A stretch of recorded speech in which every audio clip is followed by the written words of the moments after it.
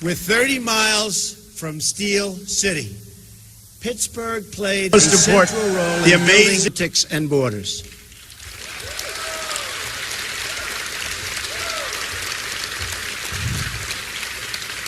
I was on the right side of that issue, as you know, with the people. I was there. I said it was going to happen. I felt it. While Hillary, as always, stood with the elites, and both she and President Obama predicted that one voted to take back control of their economy, politics, and borders.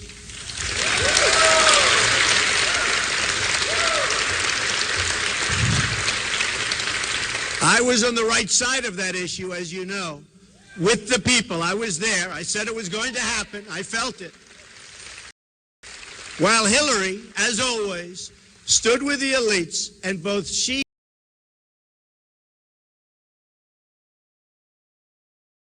and President Obama predicted that one, and many others, totally wrong. Now it's time for the American people to take back their future. We're going to take it back.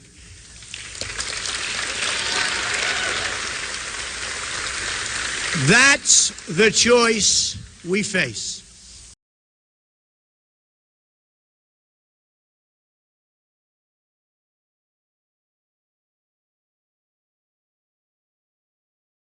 We can either give in to Hillary Clinton's campaign of fear, or we can choose to believe again in America.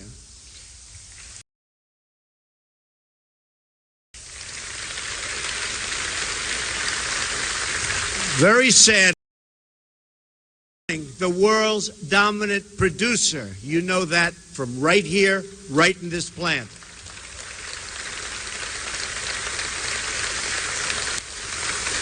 The wealth this created was shared broadly, creating the biggest middle class the world has ever known. But then America changed its policy from promoting development in America, in America, to promoting development in other nations. That's what's happening, and that's what's happened. We allowed foreign countries to subsidize their goods, devalue their currencies, violate their agreements, and cheat in every way imaginable. And our politicians did nothing about it. Trillions of our dollars and millions of our jobs flowed overseas as a result. I have visited cities and towns across this country where a third or even half of manufacturing jobs have been wiped out in the last 20 years. Today we import nearly 800 billion more in goods than we export. Can't continue to do that. This is not some natural disaster. It's a political and politician-made disaster. Very simple. And it can be corrected. And we can correct it fast when we have people with the right thinking right up here. It is the consequence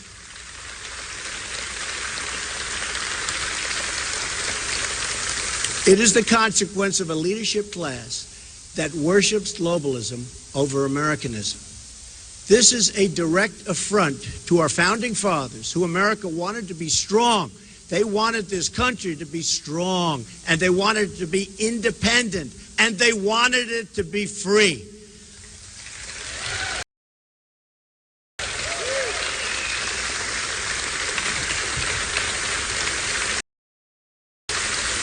Our founding fathers understood trade much better than our current politicians, believe me.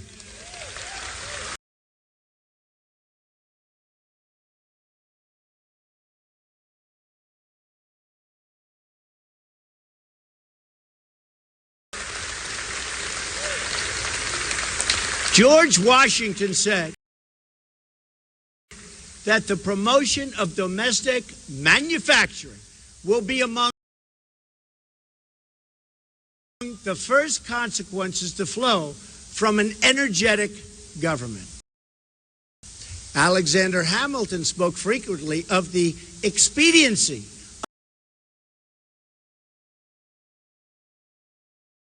of encouraging manufacturing in.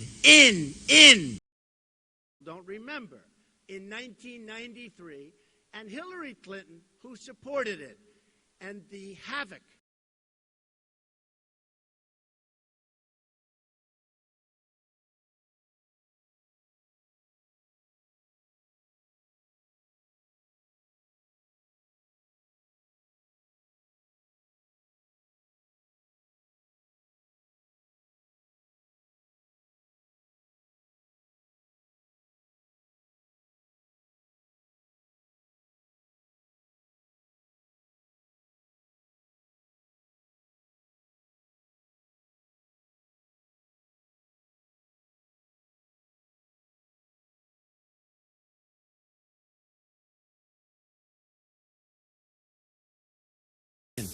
hanging in. But they just told me it's not easy. Almost half of our entire manufacturing trade deficit in goods with the world is a result, and it's the result, of trade with China. It was also Hillary Clinton, as Secretary of State, who shoved us into a job-killing deal with South Korea. As reported by the Economic Policy Institute in May, this deal doubled our trade deficit with South Korea and destroyed nearly 100,000 American jobs.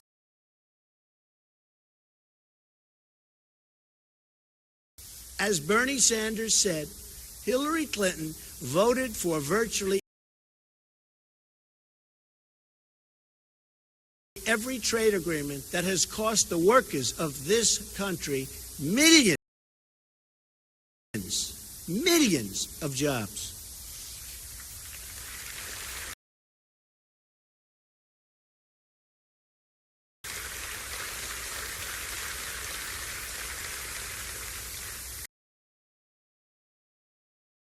Trade reform and the negotiation of great trade deals is the quickest way to bring our jobs back to our country.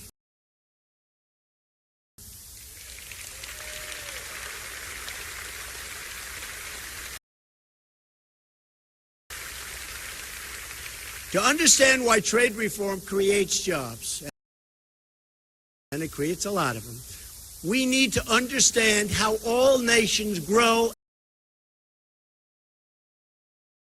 and prosper. Massive trade deficits subtract directly.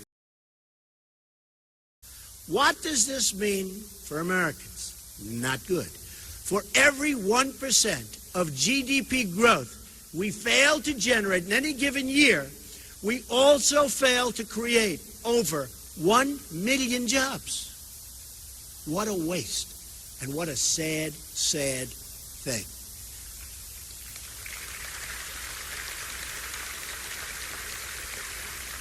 America's job creation deficit, due to slower growth since 2002, is well over 20 million jobs. And that's just about the number of jobs our country needs right now to put America back to work at decent wages. Wages are very low because there's no competition, and they're going to go up because we're going to thrive again as a country.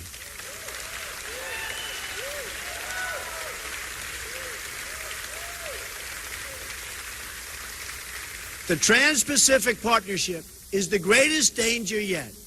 The TPP, as it's known, would be the death blow for American manufacturing. It would give up all of our economic leverage to an international commission that would put the interests of foreign countries above our own. It would further open our markets to aggressive currency cheaters. Cheaters, that's what they are, cheaters. They're not playing by the rules, they're cheating. It would make it easier for our trading competitors to ship cheap, subsidized goods into United States markets while allowing foreign. She praised or pushed the TPP on 45 separate occasions and even called it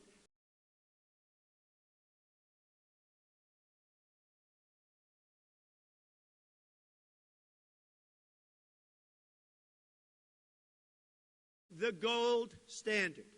Hillary Clinton was totally for the TPP just a short while ago. But when she saw my stance, which is totally against, she was shamed into saying she would be against it too. And I will tell you, it was the same shame that she had recently, where she was sort of forced into saying radical Islamic terrorism, which she didn't want to say, but she was shamed into that one.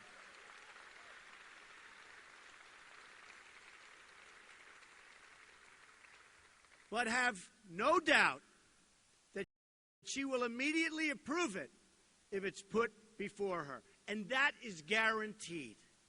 Guaranteed. She will do this just as she's betrayed American workers for Wall Street and throughout her career, her whole career. She has betrayed the American worker. She's trying to put on a good front now. She will betray you again. Her career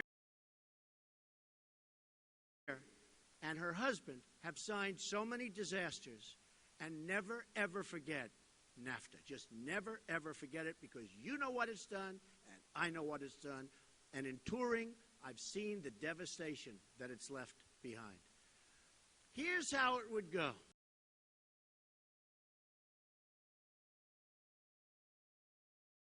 She would make a small token change, declare the TPP pact fixed, and ram it through, and you will suffer. That's why Hillary is now only saying she has problems with TPP in its current form. You know what that means. That means like they'll make a little two-word change and she'll fix it and she'll feel great. But she's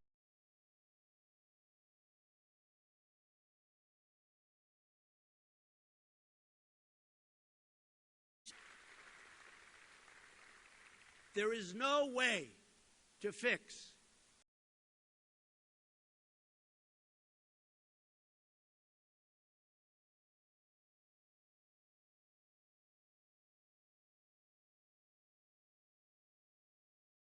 TPP. We need bilateral trade deals. We do not need to enter into another massive international agreement that ties us up and binds us down like TPP does.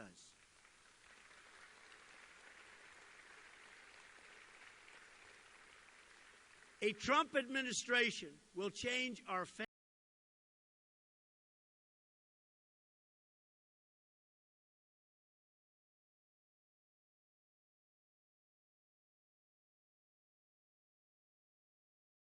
failed trade policies, and I mean quickly.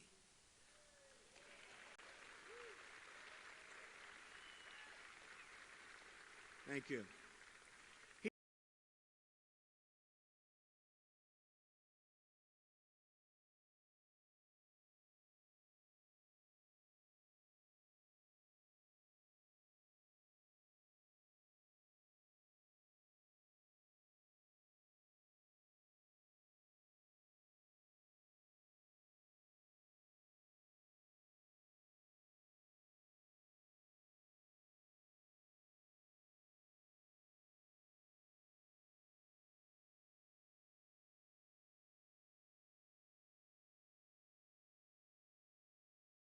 To get a better deal by a lot, not just a little, by a lot for our workers.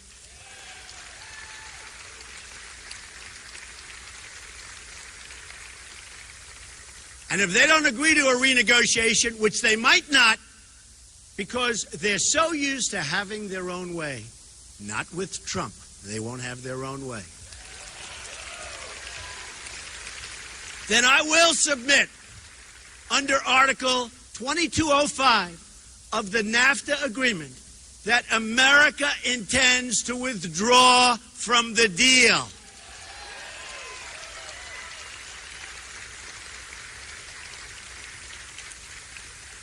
Number 5, I'm going to instruct my Treasury Secretary to label China a currency manipulator, which should have been done years ago. Any country that devalues their currency in order to take unfair advantage of the United States, which is many countries, will be met with sharply. And that includes tariffs and taxes.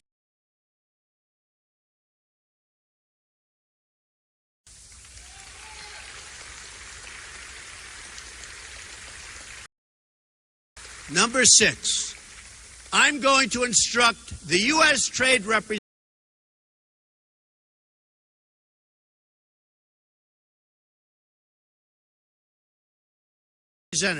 to bring trade cases against China, both in this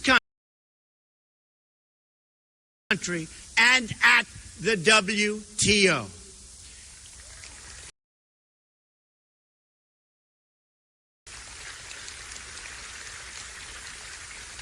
China's unfair subsidy behavior is prohibited by the terms of its entrance to the WTO, and I intend to enforce those rules and regulations, and basically, I intend to enforce the agreements for all countries, including China.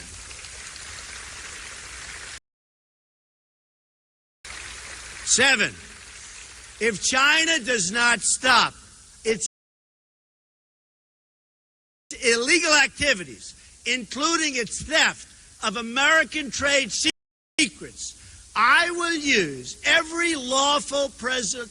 Hey, look, this is very easy. This is so easy. I love saying this. I will use every lawful presidential power to remedy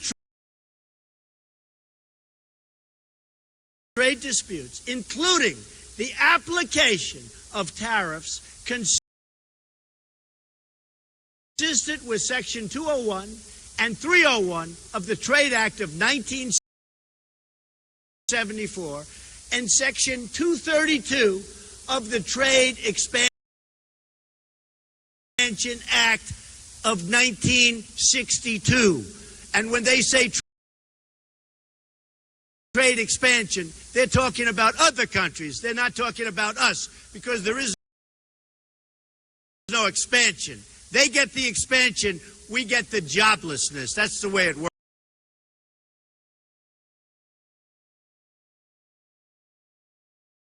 Imports threatened U.S. industry. I remember. His tariff on Japanese motorcycles was 45%, and his tariff to shield America's semiconductor industry was 100%. And that had a big impact, folks, a big impact. Hillary Clinton and her campaign of fear will try to spread the lie that these actions will start a trade war. We already have a trade war, and we're losing badly, badly.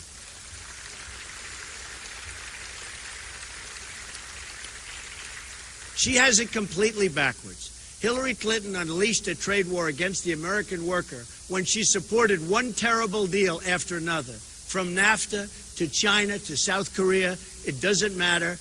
No matter where she went, the American worker was hurt. And you will be hurt worse than ever before if she becomes President of the United States. That I can tell you.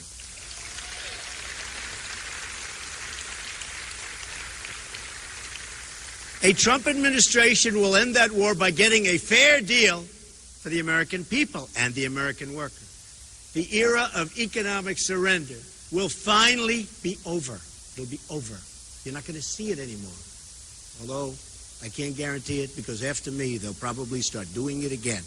But we will have 4 and maybe 8 great, great, great productive years, and we'll never go back, and we'll make sure we never go back.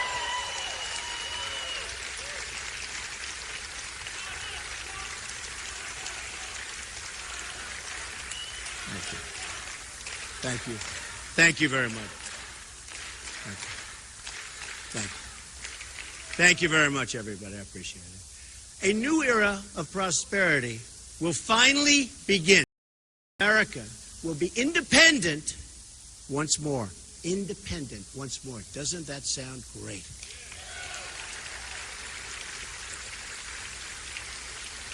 Under a Trump presidency, the American worker will finally have a president who will protect them and fight for them. We will stand up to trade cheating. Cheaters, that's what they are, cheaters. We will stand up to trade cheating. Anywhere and everywhere it threatens the American job.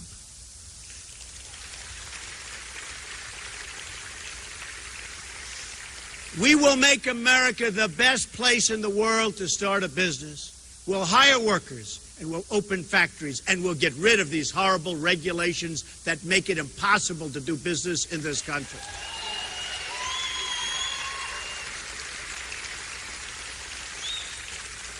This will also include massive tax reform to lift the crushing burdens on American workers and businesses. We will also get rid of all of these rules and all of these problems and all of the bureaucracy which are destroying, absolutely destroying our job creation capacity, which we used to be the best in the world, and now we're getting close to the bottom, folks. We're getting close to the bottom. Many people think that these regulations are an even greater impediment than the fact that we are one of the highest taxed nations in the world. We're also going to fully capture America's tremendous energy capacity. This will create for our workers, and that's what we want, for our workers, growth for our economy, and begin reducing our budget deficits, which are massive. Yearly budget deficits, massive. Our trade deficits, we don't even want to talk about it. Our budget deficits are massive. Hillary Clinton wants to shut down energy production and shut down the mines, and she wants to shut down, and she said it just recently, she wants to shut down the miners. I want to do exactly the opposite.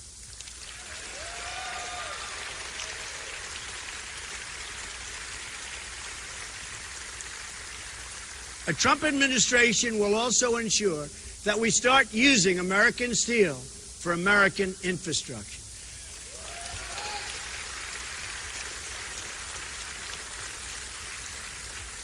And aluminum.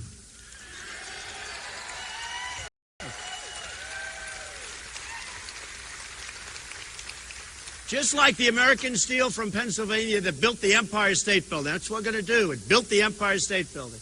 It will be American steel that will fortify America's crumbling bridges. American steel. It will be American steel.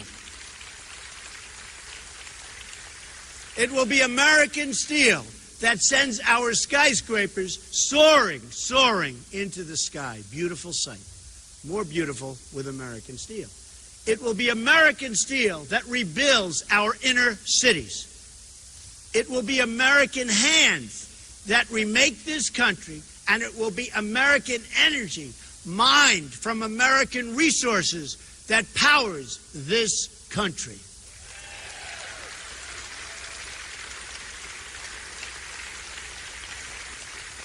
It will be American workers who are hired to do the job. Nobody else, American workers. We are going to put American steel and aluminum back into the backbone of our country.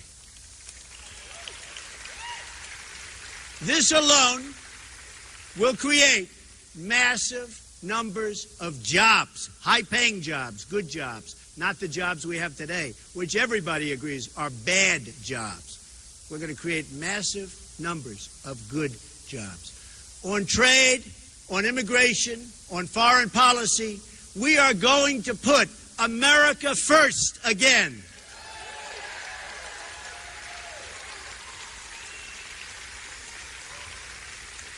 We are going to make America wealthy again.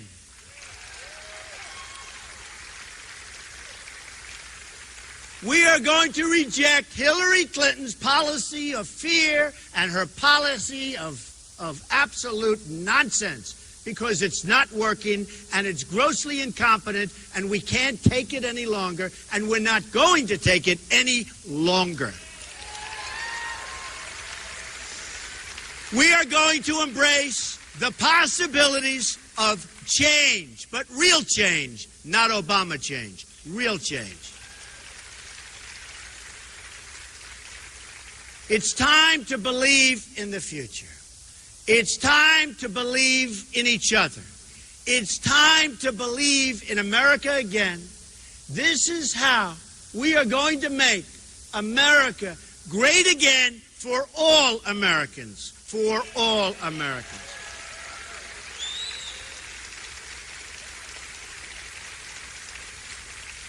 We're going to make America great again for everyone, greater than ever before.